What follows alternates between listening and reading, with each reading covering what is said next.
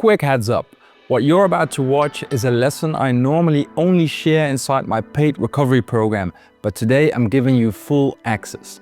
Why? Because if you're stuck in the loop, panic attacks, fear spirals, physical sensations, intrusive thoughts, maybe you've tried breathing apps or meds or cold showers, YouTube tricks, and nothing sticks, I've been there. And I want you to see what finally made the difference, not just for me, but for thousands of others. So in the next few minutes, you'll learn the anxiety loop and the emotional limit model, which shows exactly why quick fixes tend to backfire and how one subtle shift can start draining your anxiety instead of fueling it. Stephanie had daily panic attacks and fear of driving for 13 years. After the single lesson, she stopped spiraling, and a few days later she drove solo over a bridge she hadn't crossed in over a decade. Or Lindsay, who saw change the very first week she started to apply this. So grab a pen, mute your phone. This is short, but it could flip your entire recovery path. Ready? Let's go. So this is how the pattern of anxiety looks when drawn out visually. It all starts with an experience that can be a thought, a sensation, a feeling, or an emotion. And at this point, we're still fine. But then we start to doubt this experience and we ask ourselves a question that often starts with, what if? Like, say you're feeling heart palpitations. The what if question might be, what if I have a heart attack? And your brain will try to help you by visualizing this doomsday scenario, right? And needless to say, this is a very scary one. So we have to do something to make sure that it doesn't happen. And that's when we start to automatically laser focus on it to make sure it doesn't happen. Are the sensations getting worse? Am I feeling anxious? Now, what happens when you focus on the thing you don't want? It's going to happen. You're going to experience exactly that. So the heart palpitations are getting worse, which reinforces your belief in that what if question again. And then you go through this cycle over and over until you reach a peak, which for most people is a panic attack. And after that, you're fine again until the next experience. This is all behavior. It's a pattern. And all of this is caused by the true reason behind it, fear of fear. It's the driving force behind this cycle. We don't want to experience anxiety, so we do all of this to avoid it, but instead create more of it. Basically, we're afraid of feeling the emotion of fear, like a panic attack.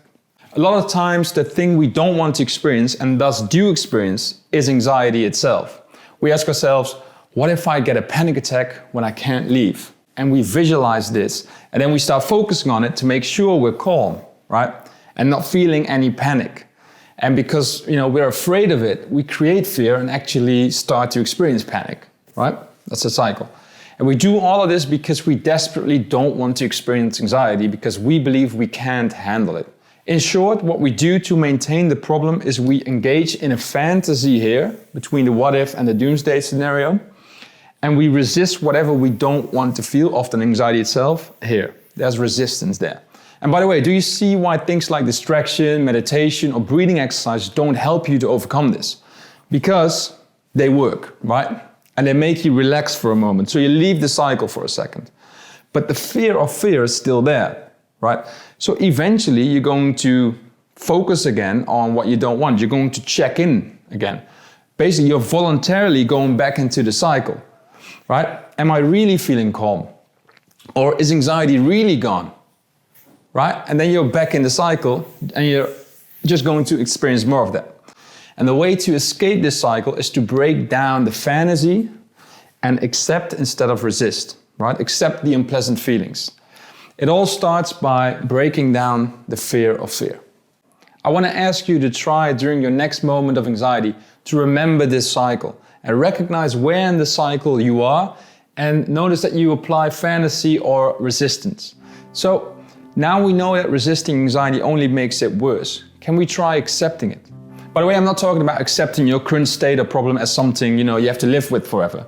I'm talking about accepting the emotion of anxiety, the emotion of fear. And if it sounds strange, please hear me out. Because fear is a basic human emotion that we cannot get rid of. You've tried it, it doesn't work. Fear can protect us and we need it. To illustrate, let's do a little exercise together. Here's a graph of a few human emotions that we all know. We've got happiness, anger, and fear. And emotions are created in the brain with all kinds of chemicals that your body produces that make you feel a certain way, right? Since your body creates this chemical change in you, it has a natural limit. There's a limit on the amount of chemicals your body can produce, a limit to when your brain and body is full and it no longer produces more. If your body creates these emotions, it can't really go wrong, can it? If your body produces it, you can't really get into a situation in which your body physically can't handle the emotion any longer. It's your body's own production. So you're able to handle the highest amount of an emotion that your body can produce. Because if not, evolution wouldn't be working, right? And this is fascinating because we often have a story as to why we can't experience an emotion at 100% level. And often this is fear, but it applies to all kinds of emotions. Let me illustrate. So we've got happiness here, right? What percentage of happiness do I allow myself to feel? Well, that's an easy one, 100%. I allow myself 100% of the emotion of happiness, right? What about anger? I mean, I don't like it, but do I allow myself to feel angry even though I don't want to? Sure, I think now in my life I can accept anger at 100% as well. Right. What about the next one, the emotion of fear? And before I tell you my limit, I want to ask you to have a percentage in your mind to what extent you allow yourself to feel anxious. Is it 0%? Is it 10%? Is it 50%? Or is it even 90%? Most people have a limit to which they say they allow themselves to get to, but it shouldn't exceed that limit because then they feel like they can no longer handle it. You can guess it by now, but I've never come across someone suffering from anxiety who says that he or she accepts fear at a full 100%. Say that your anxiety limit is 60%. Right. 60%. What happens when you feel anxiety build up, right? Coming close to your limit. You start to get nervous and you tell yourself, it shouldn't get any worse, right? Because I'm reaching my limit. Then what if it hits 61%? This is where your anxiety is now. 61%, right? That's over your limit. Oh no, maybe you feel physical sensations build up, you start to feel nauseous or sweaty. What do you do then? You start to freak out as you don't think you can handle this much fear. And you fear that fear. So basically you are adding more of it. The level goes up. Maybe now you're here, right? And you add even more fear as you catastrophize. And before you know it, you're at the 100% level.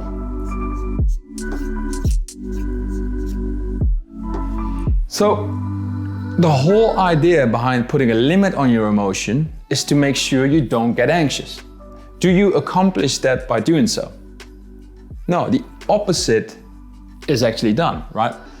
You actually reach 100%, which is your natural limit, the highest amount of the emotion you can physically feel, more quicker. As soon as you're over your limit, it jumps to 100%. So the limit on the emotion is actually what causes you to reach that 100%.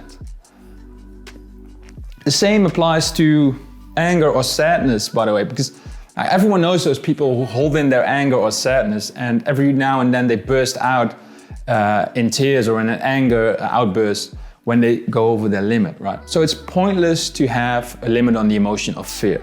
Yes, it's unpleasant. Yes, it's scary. Right? But it's your body's own production and it's harmless. I allow myself to feel anxious at 100%. That doesn't mean I want to feel it, doesn't mean I like to feel it, but I just allow and have space for it. And that makes me automatically remain close to 0%. Right? But when I need to feel anxious, when I'm in a dangerous situation, for example, I'm glad I can. So what the limit represents is fear of fear. Why is there a limit? Because you think you can't handle it. When you allow it to go to 100%, it often doesn't. That's the whole silly thing about it. So it's a must to allow any level of fear to be. And by the way, try not to accept it in order for it to go away, right? Because that's resistance in disguise. Acceptance sounds easy, but can become a paradox too once you realize it works. So I hope this makes sense, and I know it's easier said than done. And to really apply this, it's crucial to fully understand anxiety and know that you're safe.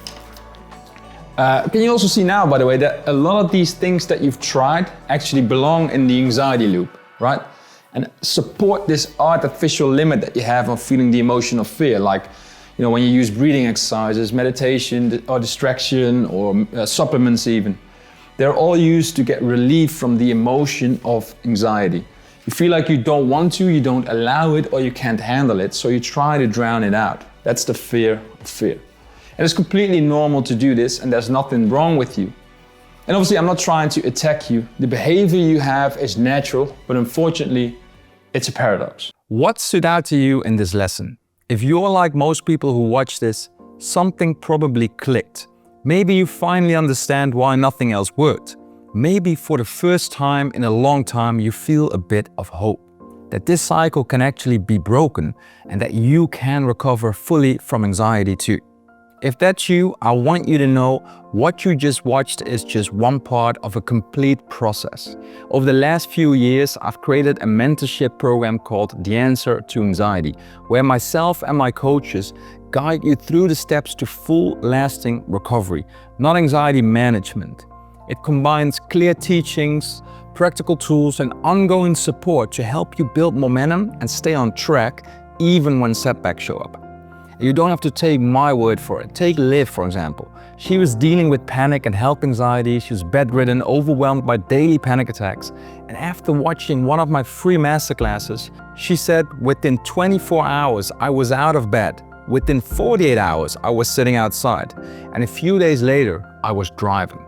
She later joined the mentorship and now she's fully recovered, saying, I can't remember the last time I had a panic attack. Or Kirsten, who spent 15 years trying books and therapy, and she said, this was hands down the most actionable and sensible strategy I've ever seen for overcoming anxiety. These stories are real, and there are many more just like them, people who finally broke free, not because they were lucky, but because they learned how anxiety really works and how to stop feeding it consistently, decreasing their sensitivity to anxiety and their symptoms over time, and increasing their confidence and trust in themselves. So what's next? Right underneath this video, there's a short form you can fill out to schedule a free call with me or someone from my team. In that call, we'll take a close look at your situation, what's worked for you or what hasn't worked, and whether our approach could be a fit for you. If it is, we'll show you exactly how the mentorship works, and if it's not, no worries, you'll still walk away with clarity and next steps. And when you book the call, I'll also send you some bonus content right away, free trainings that already helped people feel more in control, be more in control even before they join anything. So if this made sense to you, if it resonated, take the step, fill out the form below, and let's talk. You don't have to keep guessing or you don't have to keep doing this alone. I hope to meet you soon, and I want to thank you for watching.